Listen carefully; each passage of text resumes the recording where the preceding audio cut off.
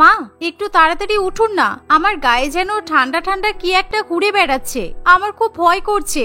আমার গায়ে কি কোনো সাপ টাপ উঠলো নাকি? আমি বারবার বলেছিলাম বৃষ্টির মধ্যে ছাদে ঘুমাতে হবে না, কিন্তু আপনারা কেউ আমার কথা শুনলেন না। আরে চুপচাপ শুয়ে পড়ো, ওটা কিছুই নয়। কোনো পিঁপড়ে টিপড়ে হয়তো বৃষ্টির জলে ভিজে তোমার গায়ে উঠে ঘুরে বেড়াচ্ছে। আমরা বহু বছর ধরে ছাদে শুই, কই আমাদের তো কোনোদিনও এরকম কিছু হয়নি। তুমি শুধু শুধু ভয় পাচ্ছ। না না, আপনি উঠুন না, আলো জ্বালান প্লিজ। আমি যতক্ষণ না নিজে চোখে দেখছি ততক্ষণ আমার শান্তি হচ্ছে না। আপনারা যে কি করে রাত্রিবেলায় বৃষ্টির মধ্যে ছাদে ঘুমান আমি বুঝতে পারছি না। এই শুনে অসীমা দেবী তখনই আলো জ্বালায়। এমন সময় তনিমা দেখে সত্যি একটা বড় পিঁপড়ে বৃষ্টির জলে ভিজে তার গায়ের উপর দিয়ে ঘুরে বেড়াচ্ছে। আর কোনো কথা বলবে না তুমি, চুপচাপ আলো নিভিয়ে শুয়ে পড়ো। তোমার জন্য বাকি সবার শান্তির ঘুমটা ভেঙে যাবে। আমরা যাতে এরকম ওয়েদারে বৃষ্টির মজা অনুভব করতে পারি, তাই তো এরকম ছাদে এসে শুয়েছি। শাশুড়ি মায়ের কথা শুনে তনিমা আর কিছু না বলে শুয়ে পড়ে। আসলে তনিমা সাপ আরশোলার টিকটিকিতে খুবই ভয় পায়, আবার সে একাও ঘুমাতে পারে না। অন্যদিকে তনিমার শ্বশুরবাড়ির সবাই গরমের মধ্যে বৃষ্টি পড়লেই ছাদে ঘুমাতে পছন্দ করে। আর যেহেতু তনিমার একা ঘুমাতে ভয় লাগে, তাই তাকেও বাধ্য হয়ে শ্বশুরবাড়ির পরিবারের সঙ্গে ছাদে গিয়ে ঘুমাতে হয়।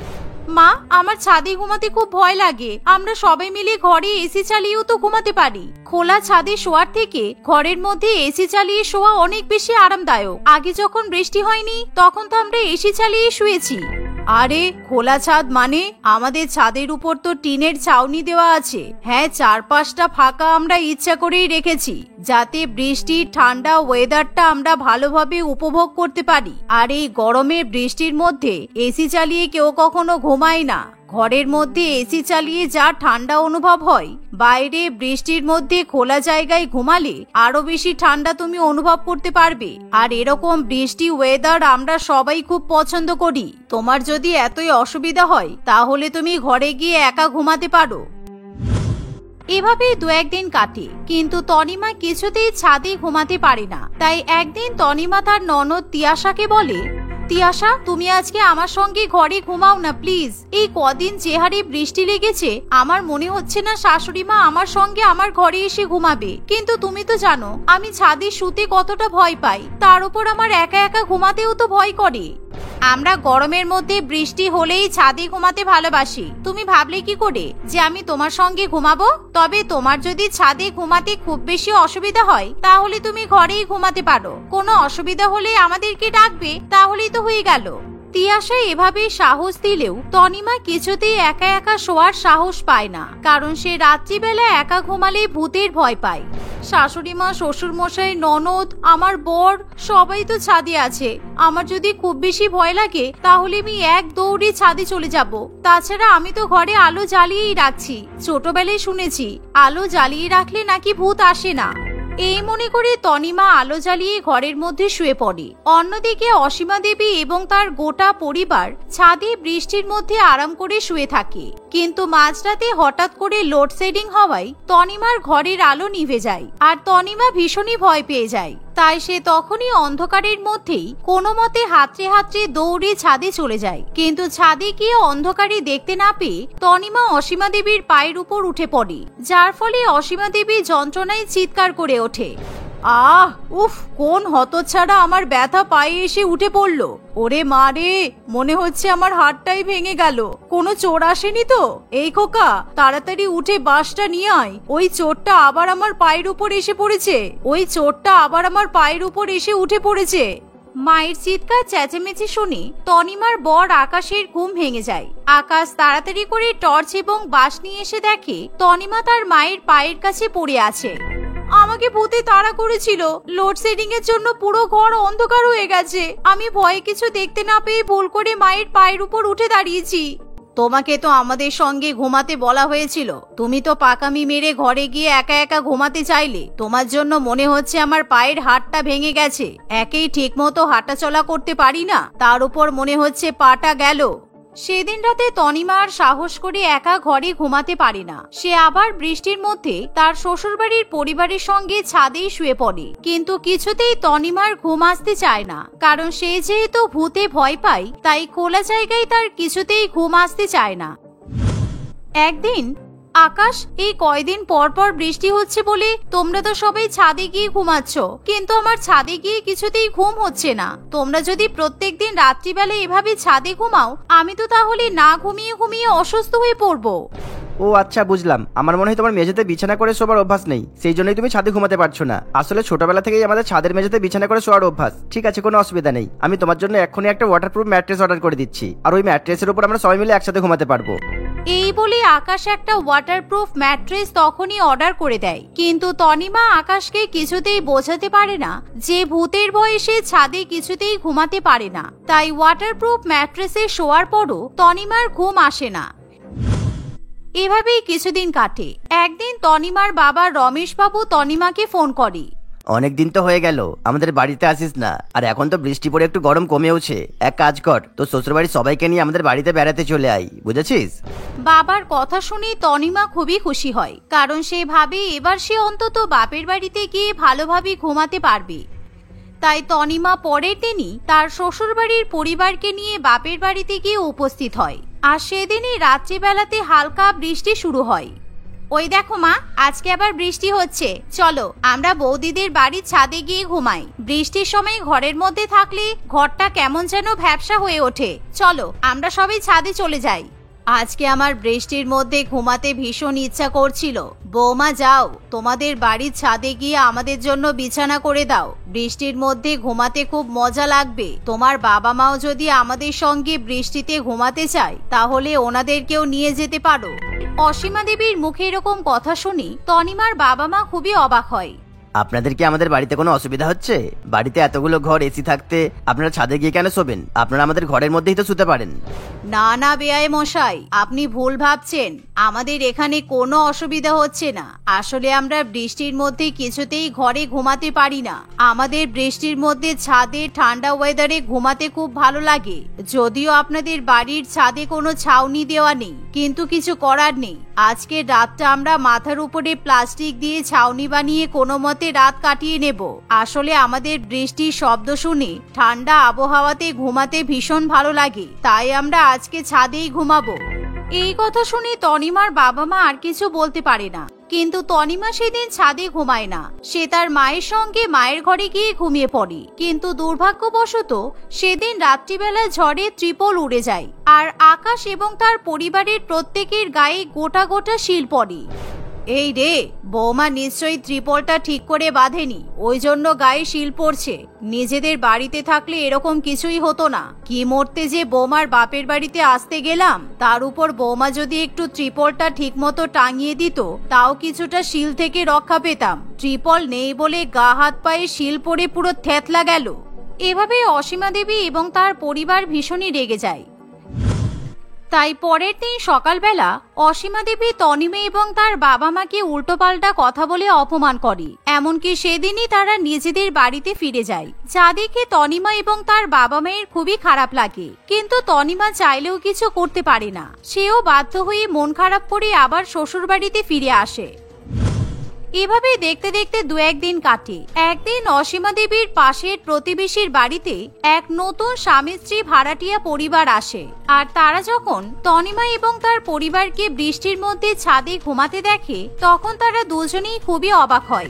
ওই দেখেছো, আমাদের পাশের বাড়ির প্রত্যেকটা লোকে বৃষ্টি পড়লে ছাদে গিয়ে শুয়ে পড়ে। তাহলে নিশ্চয়ই পুরো বাড়িটা ফাঁকা থাকে। আর আজকাল কাজ বাজারে তো সেরকম কোনো ঠিক ঠিকানা নেই। পাশের বাড়ির লোকগুলো দেখে মনে হচ্ছে বেশ বড় লোকই হবে। হ্যাঁ, তুমি ঠিকই বলছো। আমরা যদি ওদের বাড়ি থেকে অল্প কিছু কিছু করে জিনিস সরিয়ে একটা ব্যবসা শুরু করতে পারি তাহলে কিন্তু আমাদের আর কোনো চিন্তা থাকবে না। হ্যাঁ, তবে আমাদের খেয়াল রাখতে হবে আমরা যাতে কিছুতেই ধরা না পড়ি। ধরা পড়লে কিন্তু আমাদের খুব অসুবিধা হয়ে যাবে। এই ভেবে সেদিনের পর থেকে যেদিনই বৃষ্টি হতো সেদিনই চুপি চুপি অসীমা দেবীদের বাড়িতে ঢুকে তারা একটা একটা করে জিনিস সরাতে থাকে। কখনো পিতলের বালতি, কখনো বাসনপত্র, দামি ঘড়ি, পুরানো সাইকেল ইত্যাদি। অন্যদিকে আজকাল প্রত্যেকদিন ছাদে শোয়ার ফলে কোনোদিনই তনিমার ভালো মতো ঘুম হয় না। তাই এখন তনিমা মাঝে মধ্যেই নিচে ঠুকঠাক আওয়াজ শুনতে পায়। নিচে যেন কিছুর আওয়াজ হচ্ছে, মনে হচ্ছে কেউ বা কারা যেন হেঁটে বেড়াচ্ছে। তুমি একবার গিয়ে নিচে দেখে এসো না, কি ব্যাপার? ওসব বাদ দাও, বৃষ্টির মধ্যে তুমি ভুলভাল শুনেছো। চারিদিকে জানালা দরজা ভালো করেই বন্ধ করা আছে, কেউ বাড়িতে ঢুকতেই পারবে না। ওইসব না ভেবে ঘুমিয়ে পড়ো। এভাবেই আকাশ তনিমার কথাই পাত্তা দেয় না। দেখতে দেখতে এভাবেই কিছুদিন কাটে। আর একদিন তনিমা দেখে তার আলমারির দরজা খোলা। তনিমা ভালো করে খেয়াল করে তার একটা সোনার আংটি গায়েব, যা দেখে তনিমা তার শাশুড়ি মাকে ব্যাপারটা জানায়। তোমার জিনিস কোথায় আছে আমি কি করে বলবো? আমাকে একদম আংটির কথা জিজ্ঞাসা করবে না। তোমাদের নিজেদের জিনিসপত্রের কোনো ঠিক থাকে না। দেখো এদিক ওদিকে নিজে কোথাও ভুলে রেখে দিয়েছো। এভাবেই কেউ তনিমার কথাই গুরুত্ব দেয় না, কিন্তু তনিমা বুঝতে পারে নিশ্চয়ই কেউ তার আলমারি খুলেছে। এভাবেই দু একদিন কাটে। আর একদিন প্রচন্ড বৃষ্টির মধ্যে সবাই গভীরভাবে ঘুমিয়ে থাকে, কিন্তু তনিমা জেগে থাকায় সে বুঝতে পারে কেউ তাদের বাড়ির পাশ দিয়ে হাঁটাচলা করছে। এমন সময় তনিমা ভালোভাবে দেখে দুটো মানুষ তাদের ছাদের দরজা দিয়ে ঢোকার চেষ্টা করছে। তখনই তনিমা আকাশকে ঘুম থেকে তুলে নিচে নেমে আসে। আকাশ আলো জ্বালিয়ে দেখে সেই চোর দুটো আর কেউ নয়, তাদের প্রতিবেশীর নতুন ভাড়াটিয়া। আসলে আমরা বুঝতে পারিনি, ভুল করে আপনাদের বাড়িতে ঢুকে পড়েছি। আপনাদের বাড়ির ছাদের দরজাটা তো খুলেই রাখেন, তাই আমরা ঠিক খেয়াল করতে পারিনি আমরা কিভাবে যেন ভুল করে চলে এসেছি। দরজাটা খোলা আছে বলে ঢুকে যাবেন? ঠিক আছে, আমি এক্ষুনি পুলিশকে ফোন করে লকআপের দরজাটা খুলে দিচ্ছি, ওখানেও আপনি ঢুকে যাবেন। এই বলে আকাশ পুলিশকে ফোন করে। কিছুক্ষণের মধ্যে পুলিশ এসে সুভাষ এবং তৃপ্তিকে ধরে নিয়ে চলে যায়। কি সাংঘাতিক কাণ্ড! ওই চোরগুলো আমাদেরকে মেরে দেয়নি, এটাই আমাদের ভাগ্য। আমি বাবার কখনো ছাদে ঘুমাবো না, আমার ঘাট হয়েছে। বৌমা এতদিন ঠিকই বলতো, বৌমার কথা না শুনে আমরা খুব ভুল করেছি। সেদিনের পর থেকে অসীমা দেবীর পরিবার আর কখনো ছাদে ঘুমায় না। তারা সবাই এখন যে যার ঘরে ঘুমায়। অন্যদিকে তনিমাও নিজের ঘরে নিশ্চিন্তে সারা রাত ঘুমাতে পারি। তুই আবার এত বড় বড় নখ নিয়ে স্কুলে চলে এলি? আজকে যদি ম্যাম দেখতে পায় তাহলে তোর আর রক্ষে নেই। নির্ঘাত তোর বাবা মাকে ডেকে পাঠাবে, দেখিস। আরে কেউ জানতে পারবে না, আমি তো স্কুলে প্রেয়ারের সময় হাতে গ্লাভস পরে থাকি। কেউ দেখতে পেলে তবে তো ম্যামের কাছে নালিশ করবে। এই পচা গরমেও তুই গ্লাভস পরে থাকবি, অথচ নখ কাটবি না তুই? এটা কোনো কথা হলো? আর 2 বছর পর স্কুল শেষ হয়ে যাবে, তখন না হয় একেবারে নখ রাখিস। অযথা জ্ঞান দিতে আসবি না তো। আমার বড় নখ দেখে তোর হিংসা হয়, সেই জন্যই বলছিস তাই না? ওই জন্যই তো আমি আরই কাটবো না। এখন আমরা ক্লাস 10-এ পড়ি, এখন স্টাইল করবো না তো আর কখন স্টাইল করব? অদ্ভুত যত সব। তুলিকার ভালো চাইলাম বলে তুলিকা আমাকে অপমান করলো। আজকে আমি ম্যামকে তুলিকার নামে বলেই দেব। ঠিক আছে যা, তোর যা ইচ্ছে তুই তাই কর, আমি আর কিছু বলবো না তোকে। এই বলে পিয়ালি সেখান থেকে চলে যায়। তুলিকা আর পিয়ালি যে স্কুলে পড়তো সেই স্কুলে চুল, নখ ইত্যাদি নিয়ে বেশ ভালো রকমের নিয়ম মানা হতো। আর প্রত্যেকদিন প্রার্থনার সময় শিক্ষিকারা ছাত্রীদের হাত চেক করত কেউ বড় নখ রেখেছে কিনা সেটা দেখার জন্য। এত কিছুর পরেও তুলিকা কোনো রকম ভয় ছাড়াই নিজের হাতের নখ বড় করে সেই বড় নখ নিয়ে স্কুলে আসতো। তুলিকার বান্ধবী পিয়ালি তাকে অনেকবার বোঝানো সত্ত্বেও সে তার কথা শুনতো না। কারণে অকারণে তুলিকা নিজের বান্ধবীকেও অপমান করত। সেই কারণে পিয়ালি রেগে গিয়ে সিদ্ধান্ত নেয় সে তার বান্ধবীর কথা তাদের ক্লাস টিচারকে জানিয়ে দেবে।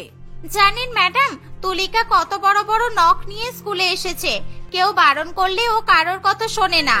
কি তুমি ঠিক বলছো? তুলিকা তো এমন মেয়ে নয়, ও তো শিক্ষক শিক্ষিকাদের যথেষ্ট সম্মান করে, সবার কথাও শুনে চলে। তাহলে ও হঠাৎ করে এমন করতে যাবে কেন? আপনার বিশ্বাস না হলে আপনি ক্লাসে গিয়ে ওকে জিজ্ঞাসা করবেন, দেখবেন ওর হাতে এত বড় বড় নখ আছে। পিয়ালির কথা শুনে জয়িতা ম্যাডামও খুব রেগে যায়।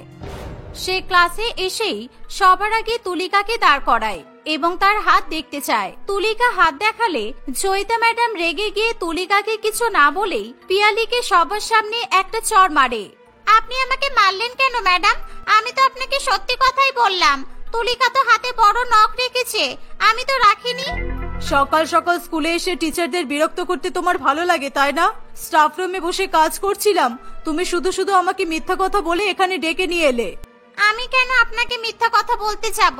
আমি তো নিজের চোখে তুলিকার হাত দেখেছিলাম। আমি দেখেছিলাম তো ওর হাতে কত বড় বড় নখ আছে, নখে আবার রং বেরঙের নেল পলিশ আর নেল আর্টও করেছিল। এখনো মিথ্যা কথা বলে যাচ্ছ? তুলিকা পড়াশোনায় ভালো বলে তোমার হিংসা হয় তাই না? এই কারণেই ওকে সবার সামনে অপমান করতে চাও তাই তো? তুলিকা, তোমার হাতটা দেখিয়ে দাও ওকে একবার। একটা ক্লাস 10-এর মেয়ের থেকে এরকম মিথ্যা কথা আমি কখনোই আশা করিনি। জয়িতা ম্যাডামের কথা শুনে তুলিকা পিয়ালিকে তার হাতটা দেখায়। তুলিকার কোনো আঙুলেই নখ বড় ছিল না। এমন অদ্ভুত ঘটনা দেখে পিয়ালি খুবই অবাক হয়ে যায়। সে আর কথা না বাড়িয়ে জয়িতা ম্যাডামের কাছে ক্ষমা চায় এবং তুলিকার পাশে নিজের বেঞ্চে এসে বসে পড়ে। তোর জন্য আমি শুধু শুধু সবার সামনে ম্যামের কাছে মার খেলাম। সত্যি করে বলতো, তোর নখগুলো কখন কাটলি? নেল পলিশ গুলোই বা তুই কখন রিমুভ করলি? আমাকে তো একটু আগেই দেখালি। তোর সবকটা নখেই তো কত সুন্দর নেল আর্ট করা ছিল। আমি তো তোকে বলেছিলাম কিছু হবে না, তুই চাপ নিস না। তুই তবুও ম্যামের কাছে গিয়ে নালিশ করে দিলি। এখন আমি তোকে আমার লম্বা নখের সিক্রেটটা কেন বলতে যাব? আমি প্রমিস করছি আমি আর কোনোদিনও কাউকে কিচ্ছু বলবো না। তুই প্লিজ আমাকে বল। আরে ওগুলো তো একটাও আমার আসল নখ ছিল না, ওগুলো আমি ফলস নখ লাগিয়েছিলাম। আমি জানতাম তুই ম্যামকে বলবি, তাই আমি ক্লাসে এসেই সবকটা নখ খুলে রেখেছি। তোর মতো কারোর কথাই ভয় পেয়ে আমি আমার স্টাইল করা বন্ধ করে দেব? তুই ভাবলি কি করে? তুলিকার কথা শুনে পিয়ালি খুবই লজ্জায় পড়ে যায়। এবার থেকে তুই যখনই ম্যামকে আমার কথা বলবি, ম্যাম তোর কথা কোনোদিনই বিশ্বাস করবে না। আর আমি শান্তি করে বড় বড় নখ রাখতে পারবো, তখন আর আমাকে ফলস নখও পড়তে হবে না। পিয়ালি আর কোনো কথা বলে না। দেখতে দেখতে বেশ অনেকগুলো দিন কাটে। তুলিকা চালাকি করে নিজে ক্লাসের মনিটর হয়ে যায়, যাতে সে সবার নখগুলো চেক করতে পারে, কিন্তু তার নখ যেন কেউ চেক করতে না পারে। এখন সে নিজেই নিজের আসল নখ বড় করা শুরু করে, আর সেই জন্যই সে প্রায় সব সময় হাতে গ্লাভস পরে থাকে। কেউ গ্লাভস খুলতে বললেও সে কখনোই খোলে না। এমনকি নিজের শিক্ষক শিক্ষিকাদেরকেও সে একের পর এক মিথ্যা কথা বলে। এমনই একদিন, এই 40 ডিগ্রি গরমে তুমি গ্লাভস পরে আছো কেন তুলিকা? তোমার কি মাথা খারাপ হয়ে গেল? ও প্রত্যেকদিন গ্লাভস পরে থাকে, আমরা বললে ও খোলে না স্যার। ও গ্লাভস পরেই খায় আর গ্লাভস পরেই পড়ে লেখে। আমার তো মনে হয় ওর আঙুলে কোনো রোগ আছে। সাব্বাস বিকি, এত ভালো আইডিয়া তো আমার মাথায় আসেনি। আমি সারাদিন গ্লাভস পরে থাকলেও আমাকে আর কেউ কিচ্ছু বলতে পারবে না। আর আমি এমনিতেও পড়াশোনায় ভালো, আমি যা বলবো সবাই তাই বিশ্বাস করে নেবে। এবার একটা ভালো রোগের ব্যাপারে ভাবতে হবে। কি হলো তুলিকা, তুমি আমার কথার উত্তর দিচ্ছ না কেন? সবসময় গ্লাভস পরে থাকো কেন তুমি? বিকি যেটা বললো সেটা কি সত্যি? তোমার হাতে কি কোনো রোগ আছে? রতন স্যারের কথা শুনে তুলিকা বেশ কিছুক্ষণ চুপ করে থাকে, আর সে চোখ মুখ এমন করতে থাকে যেন সবার সামনে তার রোগের কথা বলতে সে লজ্জা পাচ্ছে। আসলে তার চুপ করে থাকার পেছনে একটাই কারণ ছিল। সে মনে মনে ভাবছিল কোন রকমের রোগের কথা বললে তাকে কেউ আর কখনো গ্লাভস খুলতে বলবে না। রতন স্যার আরো বেশ কিছুক্ষণ জিজ্ঞাসা করার পরে তুলিকা আমতা আমতা করে কথা বলে।